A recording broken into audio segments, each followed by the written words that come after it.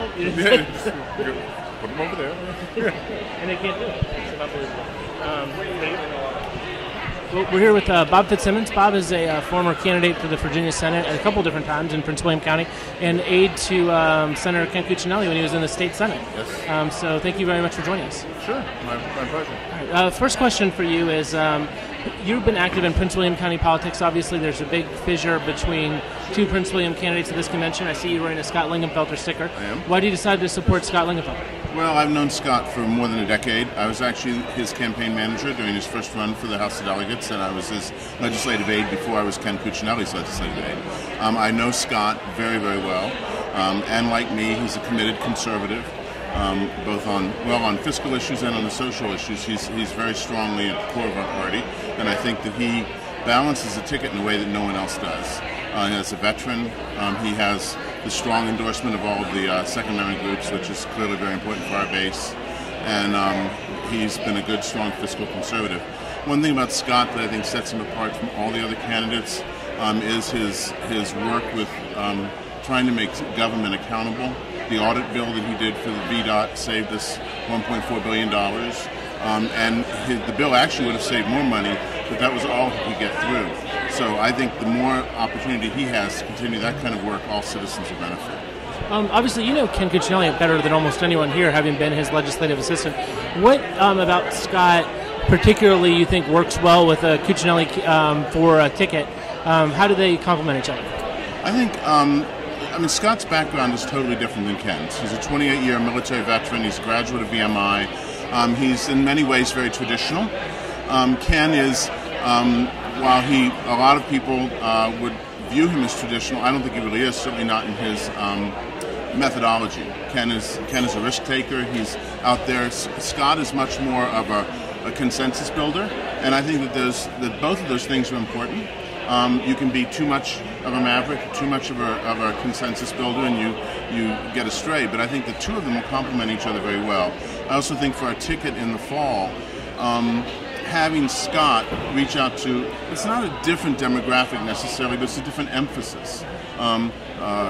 He's very strong with, well, I forget the exact number, but close to 40 of the members of the House of Delegates have endorsed him. So he has a network statewide that's sort of there waiting to be used. And I think he brings a lot of strength to the ticket. Do you think having someone like you supporting Scott, who obviously everyone knows is very close with Ken, does that indicate to delegates like a blessing from Ken on Scott's campaign? And I'm not asking you if you've had private conversations with Ken, but more how people would view it. Do you think that people see that as, well, Bob is for him, he wouldn't do that if Ken hadn't given his blessing? I think that, I don't work for Ken. I'm the treasurer of the party, and I'm a very close friend of his.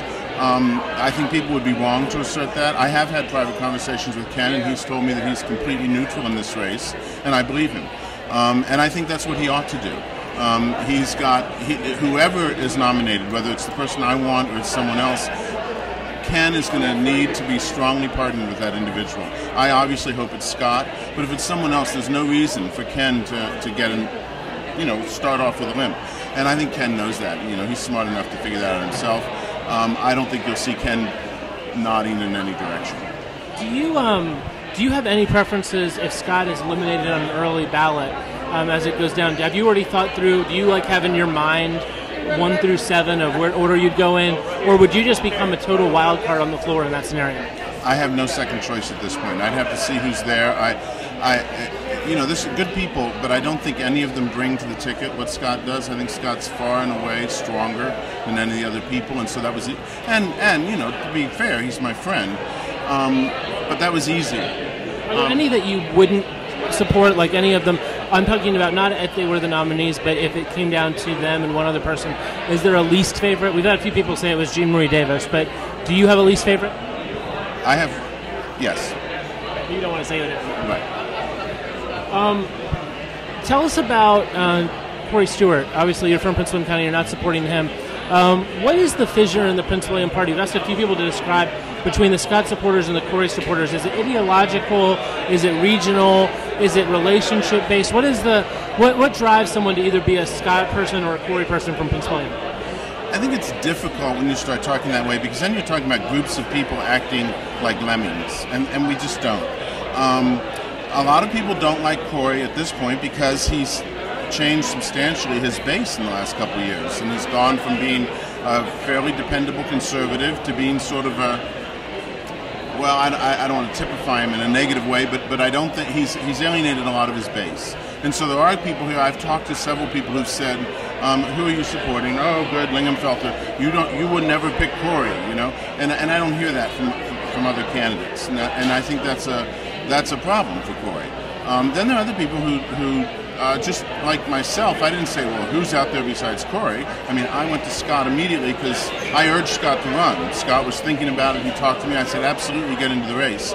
So I didn't have any. Is Scott, Corey? I'm just a Scott person, just like I was a Ken person.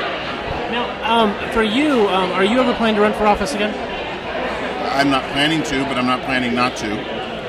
And when you ran, redistricting's made it very difficult for me. When you ran, one of the issues that was highly identified, I think, with all your campaigns is that you're very strongly pro-life. Yes. We had someone we interviewed here earlier who told us that they thought there were some substantial gains that could be made in the next 4 years on that issue in Virginia with Ken as governor.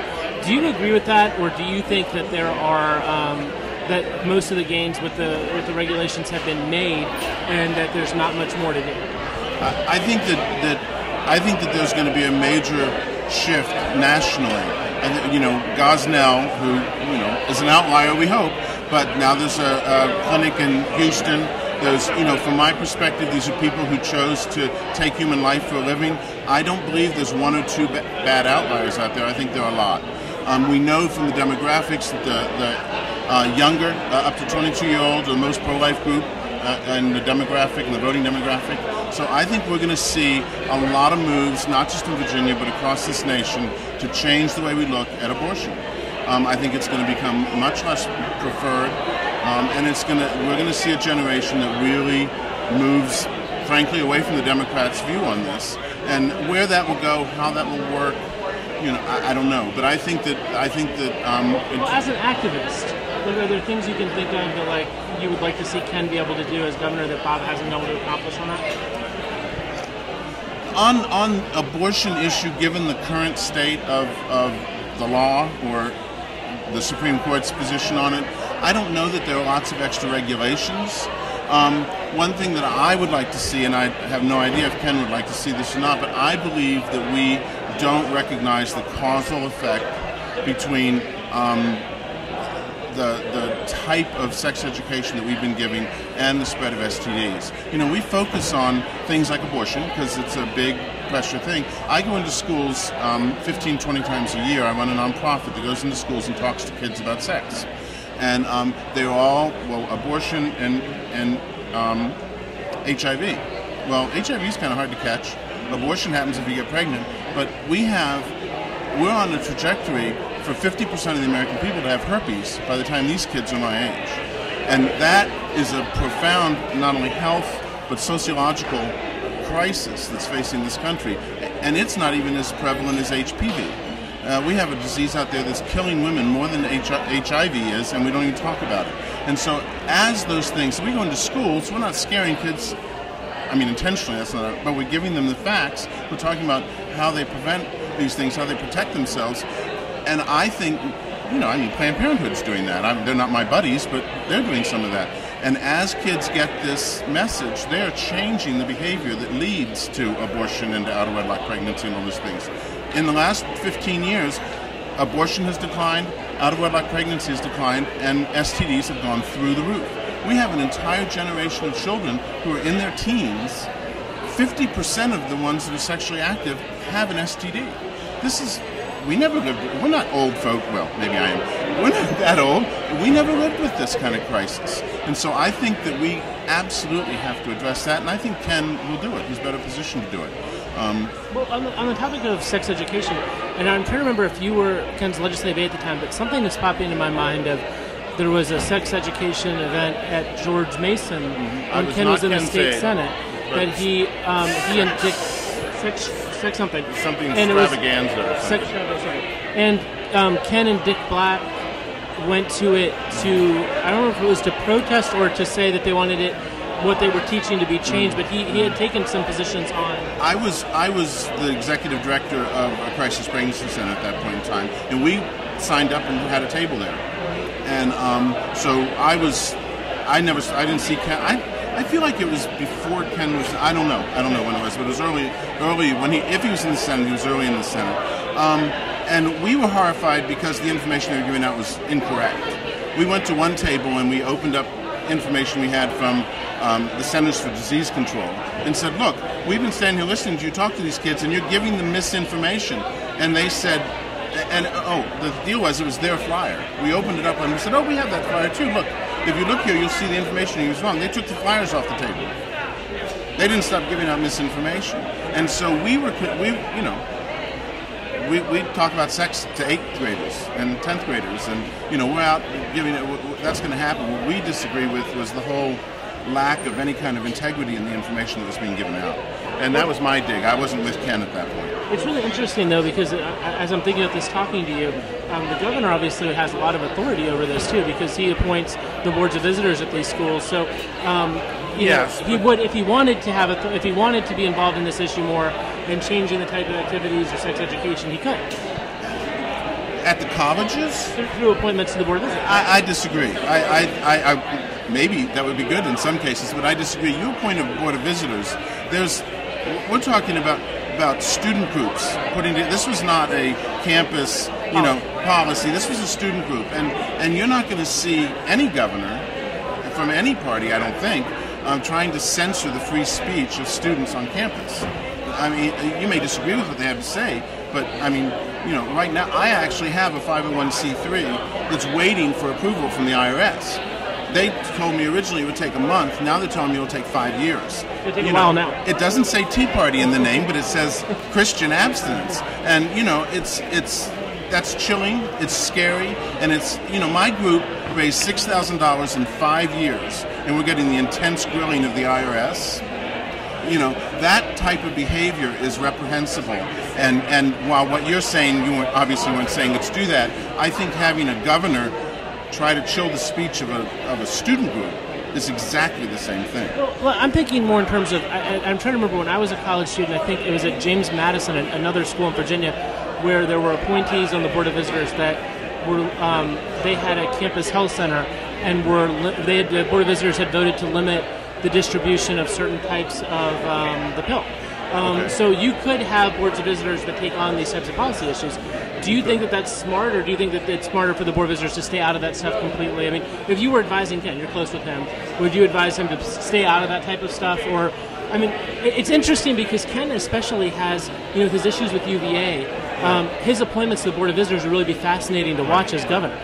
Well, I would say that the current governor hasn't done such a great job, at least with the, I forget what her title is, but I hesitate to tell you what I would advise Ken in terms of contraception distribution on campus. There's a lot. That's a pretty complex issue.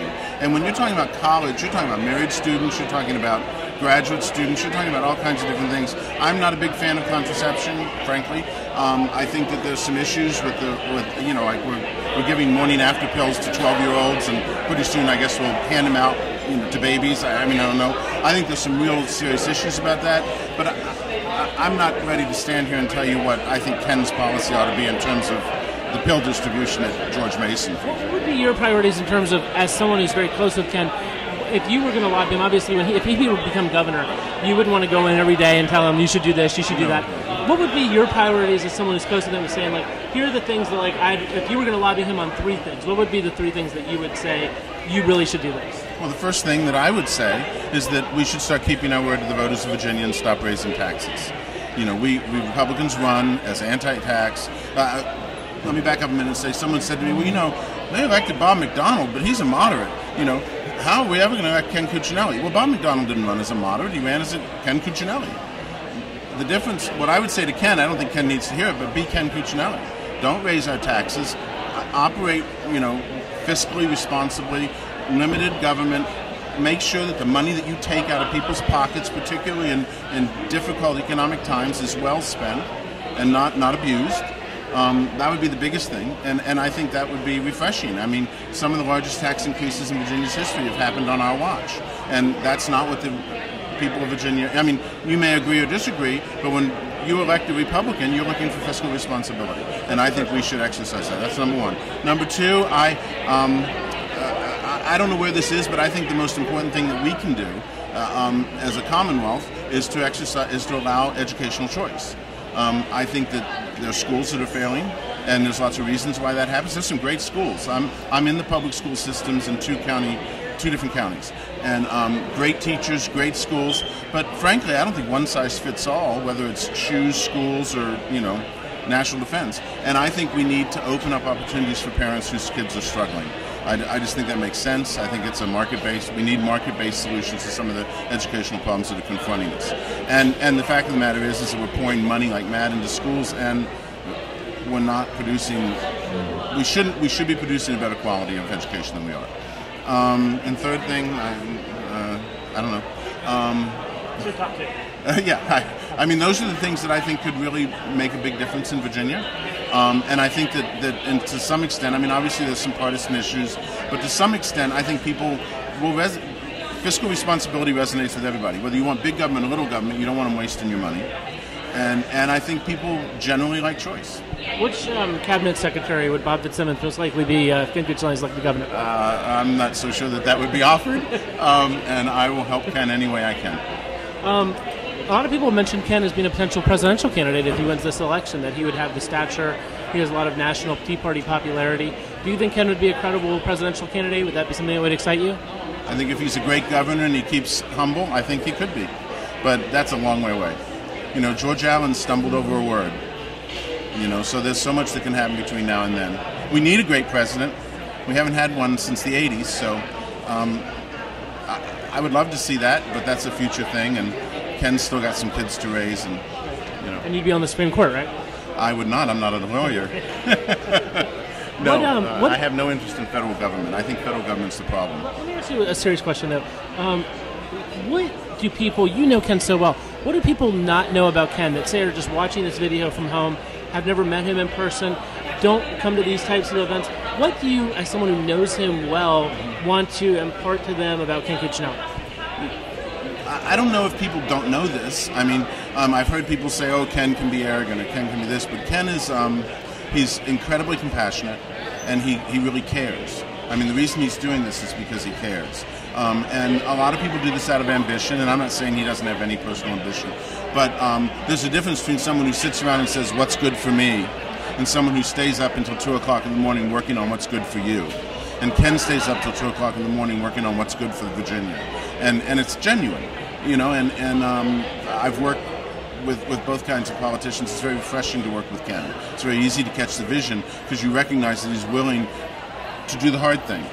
Now it's sort of like, well, of course, but when he did that, when he went to bat for the guy who was I'm sorry, I don't remember his name, but the guy who was in prison, and wrongly, yeah, and he said, well, people just aren't getting this. He put him on his staff. Ken went above and beyond to do something to rectify not just that man's situation, but a situation in Virginia that, frankly, a lot of Republicans would just soon not look at. That's the kind of guy he is, and I think that's why he'll be an excellent governor. He won't say, oh, you think that's a problem? That doesn't help our party. You won't hear that from him. And what's the difference if someone's watching and they don't know Ken that well? Any differences between Ken and Bob McDonnell, policy-wise, that you think would change, that jump to your mind of this would be different if Ken was governor, or do you think it's very similar? I don't think Ken... I think Bob McDonnell was a very good governor until 5 minutes ago when he raised our taxes, and frankly, the reason I say that is because Jerry Blouse did the same thing, and it didn't fix transportation. And so, what I think and what I hope Kent would be different for Ken is that he doesn't start looking around for how he'll build a legacy, or he doesn't look around for a quick fix. He'll do the calculating to say, well, this will work or won't work, or that would be very nice, but and I would. George Allen, I talked to George a long time ago, and his whole base was so excited. This was a time in Virginia where we had absolutely no no regulations or restrictions on abortion, and parental notification was a big deal. And he was given a parental notification bill, and he looked at it and he said, "This isn't good. This doesn't do what we want it to do. This just I could say, hey, I got the bill passed, but it wouldn't be the right thing." And he vetoed that bill, and some on his base were very upset. But the next year he came back, and ironically, I think it was Bob McDonnell that carried the good bill. And George signed that bill, and it was one of the best and one of the first in the nation where we had parental notification. Under parental notification, live births and abortions go down because kids all of a sudden say, oh, there's consequences. So it was a great public health bill, and George waited to get the right bill. And I think that Bob McDonnell, I know he's in his last year, but I think Bob should have waited for the right bill. And Ken will do that, I think. Well, thank you for joining us. And if I could ask you, Bob, tomorrow at the convention, if Scott comes out of the convention early on, if he's knocked out early, we'd love for you to come down and talk to us again in press row and tell us who you decide to go to. You want to see me cry? Is that it? Oh, I'd like to be curious who you'd go to if he is knocked out. Where you got to end up for. Be glad to. Thank you so much. Thank you.